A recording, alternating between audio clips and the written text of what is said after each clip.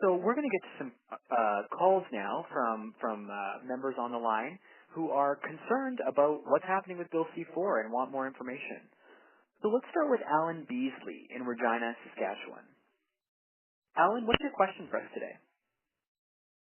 I'm not sure the membership are aware that in Saskatchewan there has been a definition or legislation passed provincially in relation to essential service legislation that was challenged successfully by Saskatchewan Federation of Labour in that the Supreme Court has agreed to hear the case. And I'm just wondering if there's any way that PSAC can join that representation to the Supreme Court through, I believe the term is intervener status. I'm not a lawyer, but I would think from what I'm hearing here this evening, it's relevant to what they're trying to bring in Bill C-4. I'm just wondering if there is any potential for our involvement in that case. Thanks for your question, Alan. That's a great question. Edith, why don't you start us off? Sure. Yes. I mean, the simple answer is yes. I think that the Harper government was very much taken by surprise when the Supreme Court of Canada granted the leave to appeal application with regard to the Saskatchewan Essential Services case. That actually happened the same week that this legislation was tabled, and it was an interesting coincidence in terms of Harper's plans in bringing this legislation in.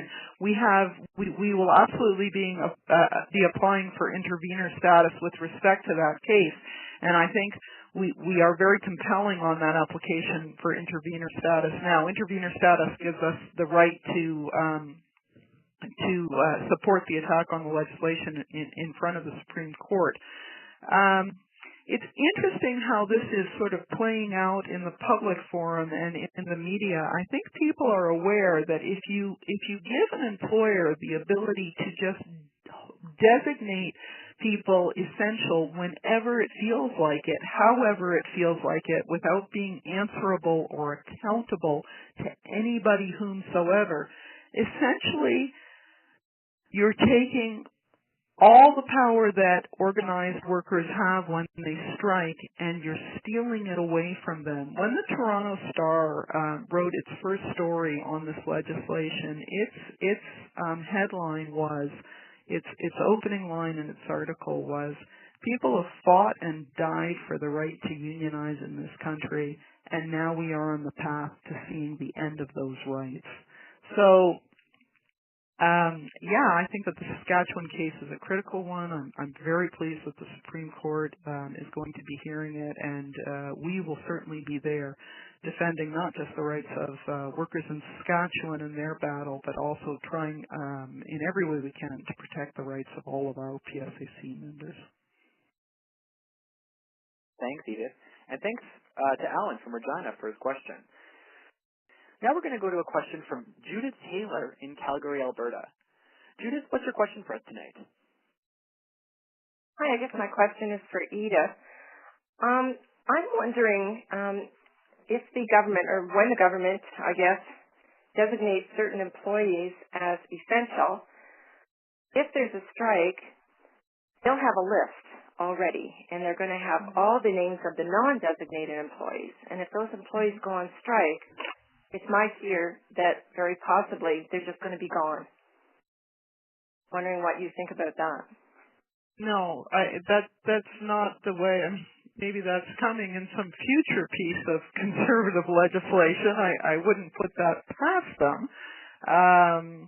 Because make no mistake, this government is in an all-out war on unions and workers' rights in Canada. But that's not the way the current legislation works. If you are designated as essential, you absolutely may not go on strike. That option is not open to you. And the Act is very clear about that. That, by the way, is not a change. The old Act indicated that workers who were performing essential services and who were necessary for performing essential services could not strike.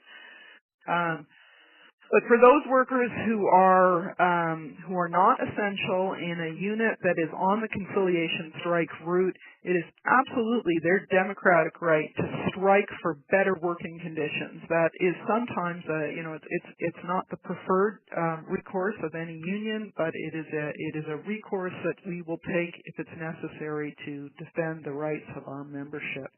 And I know that no union ever takes the decision to go out on strike lightly, and yet when necessary, when key parts of our terms and conditions of work are threatened, you will see members in bargaining units across the country giving strike mandates that are high and strong to send a loud message to the employer. But that doesn't mean that you lose your job. I mean, being on strike means you don't cross a picket line, you don't go into work.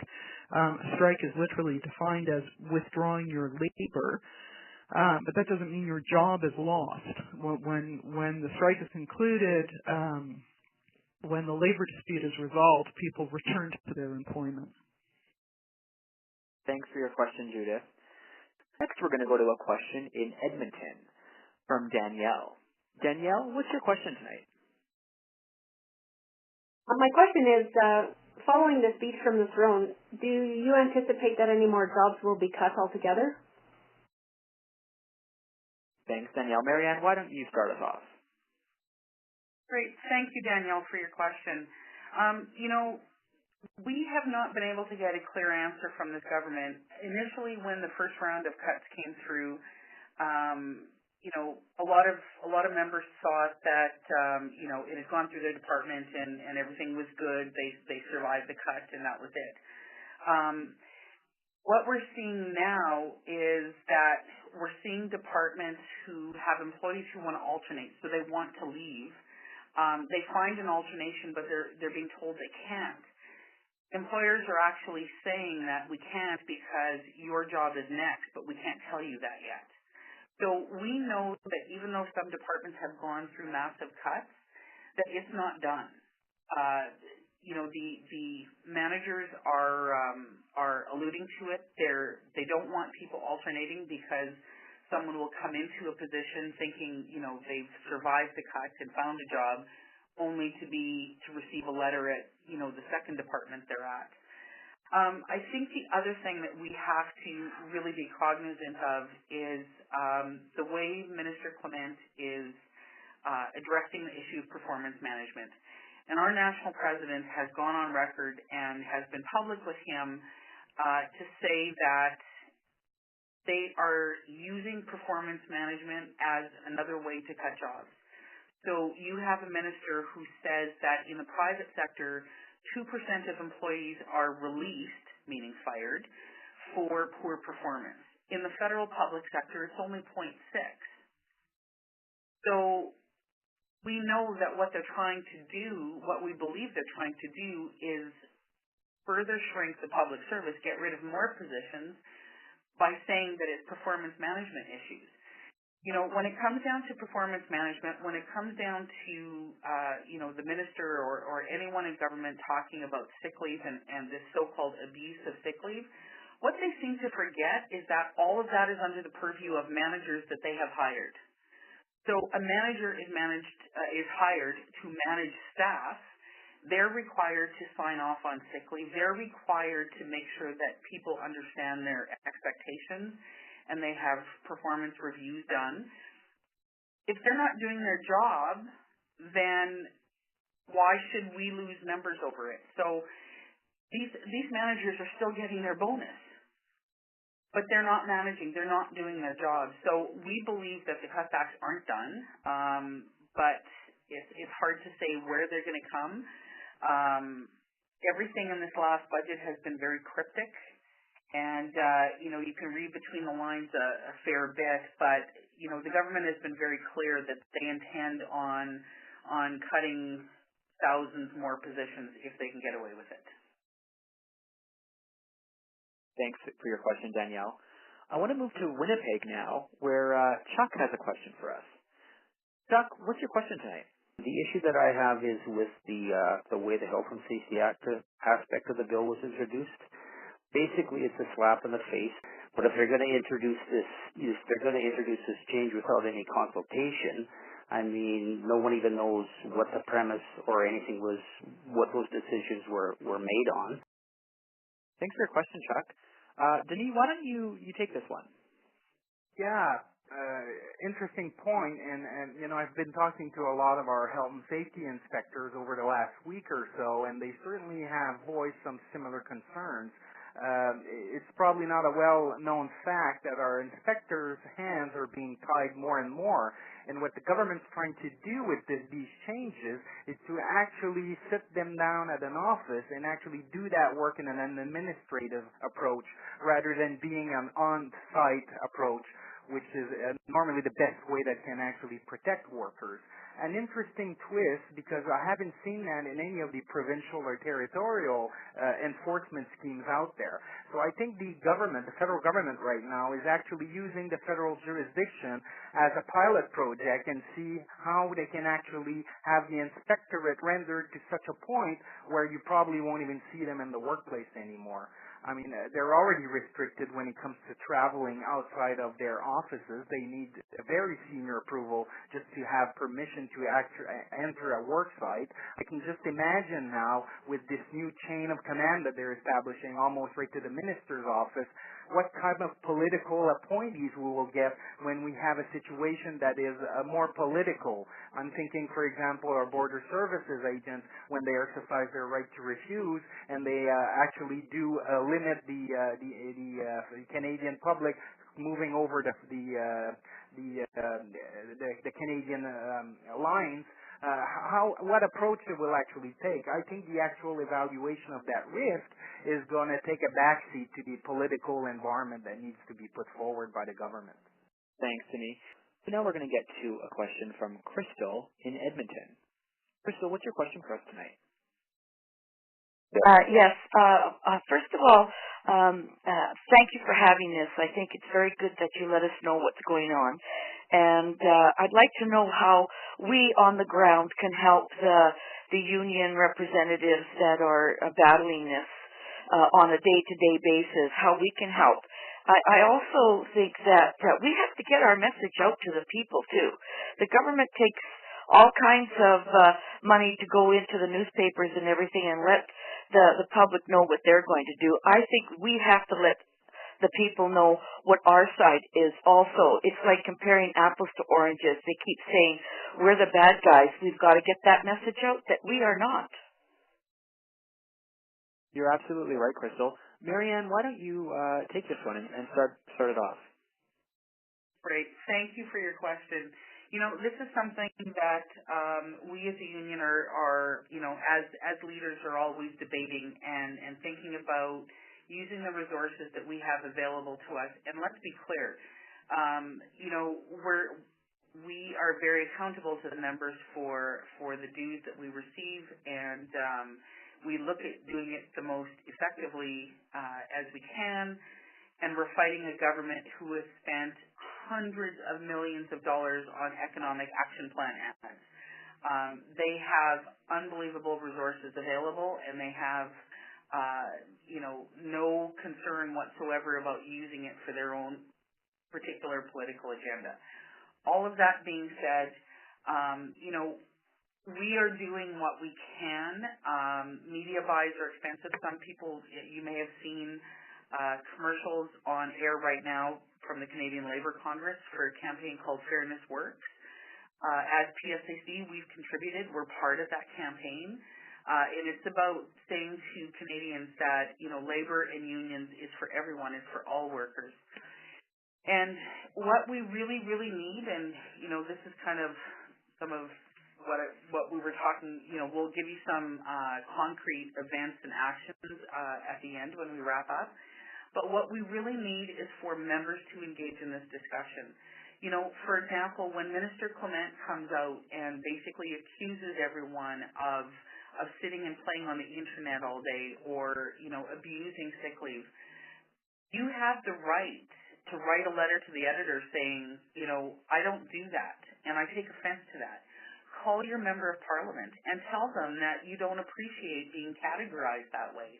And, you know, I think sometimes we forget that members of Parliament, regardless of what party they are elected to represent the people in that riding. And you're not only a federal public service worker, if you are, you know, maybe you're a member in provincial, but you're also a taxpayer.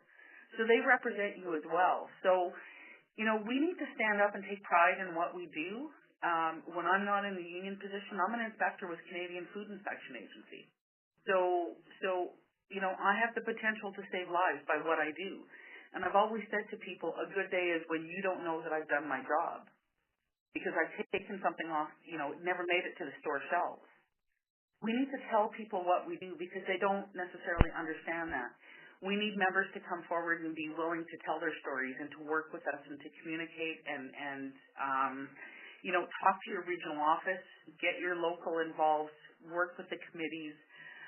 It's really difficult for leaders sometimes if we're not getting feedback.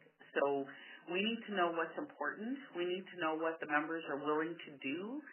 We need to know if you need training, if you need education to move forward on something, because we have a lot of potential if we work together and we stick on topic and, you know, we focus on what we want. If we want an employer that respects the work that we do and comes to the bargaining table and is willing to negotiate a fair collective agreement and at the end of the day doesn't put our lives at risk through, you know, messing with health and safety legislation. Thanks again for your question, Crystal. Now we're going to go to a question from Patty in Lethbridge, Alberta. The government has been looking at the numbers only, and they're, you know, spewing out about these huge sick leave numbers. Has it been brought to their attention at all that their actions and the job cuts and the loss of work pride is a large contributor to the workers being sick? And I'm just wondering what the union is looking at doing to bring that forward to them. You know, I think this is one of the issues that since the first round of letters went out in early 2012, we have identified as union leadership in all the different structures we have the whole issue of mental health. And we know that, I mean, the numbers are there. Sick leave has increased. Disability has increased.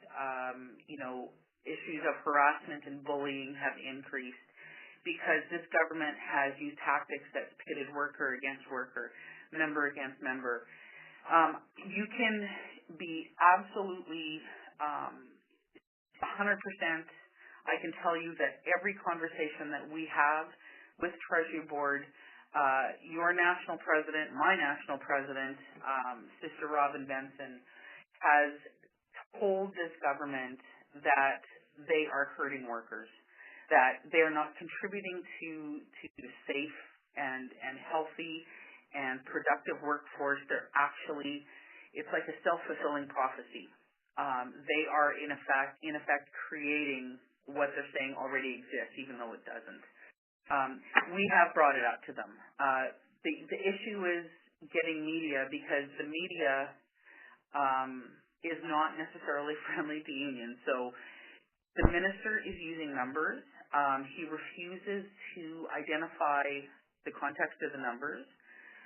So when he says we use on average 18 days a month, what he doesn't tell the public is that, you know, if you have the misfortune of having cancer and you have a year's worth of sick leave in the bank, if you need to go on disability, you have to use your sick leave first. So is that 1 year contributing to the 18 days, you know, that averages out? We don't know because he won't tell us. We don't know if he knows.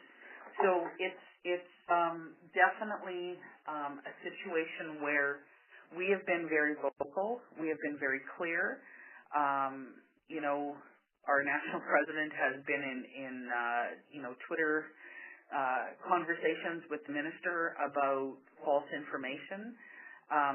But it's hard to get that number out of the public's mind when they hear it from the minister and they don't see a response. So we've tried every opportunity and every meeting. The mental health of our members has been front and center, and yes, we're totally aware of it.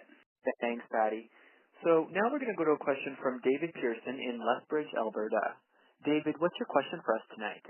My question is to do with the idea of the public service pay to be seen as a private sector pay. Is that a call for them when to claw back all the pay equity wins from the PA group? Yeah, I mean, the Harper government really likes to talk about bringing the public service in line with the private sector. And it's interesting when you put that statement to the test how very, very false it quickly and clearly becomes.